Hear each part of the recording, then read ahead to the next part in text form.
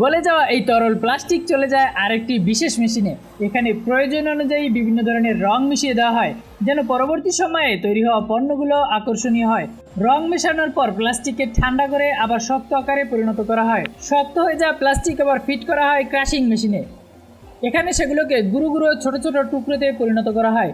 এই টুকরোগুলোই মূলত যে কোনো নতুন প্লাস্টিক পণ্য তৈরির প্রধান কাঁচামাল হিসেবে ব্যবহার করা হয়। পরবর্তী ধাপে এই প্লাস্টিক টুকরোগুলোকে আরও সূক্ষ্মভাবে প্রক্রিয়া করা হয়।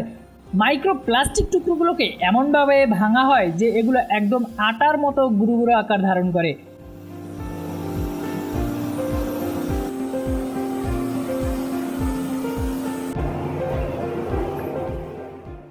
এই গুঁড়ো প্লাস্টিক ব্যবহার করলে নতুন পণ্য বানানোর কাজ অনেক সহজ হয়। এবার শুরু হয় আসল জাদু। এই গুঁড়ো প্লাস্টিকের সাথে বিশেষ একটি রাসায়নিক দ্রব্য মেশানো হয় যা প্লাস্টিককে আরও মজবুত করে। তারপর সেই মিশ্রণকে একটি ছাঁচ বা মোল্ডের মধ্যে ঢুকিয়ে দেওয়া হয়। যেমন ধরুন, এখানে বানানো হবে একটি বড় প্লাস্টিকের ড্রাম। ছাঁচকে এরপর আগুনে দেওয়া হয় এবং ঘোরানো শুরু হয়। আগুনের তাপে গুঁড়ো প্লাস্টিক আস্তে আস্তে গলে যায়।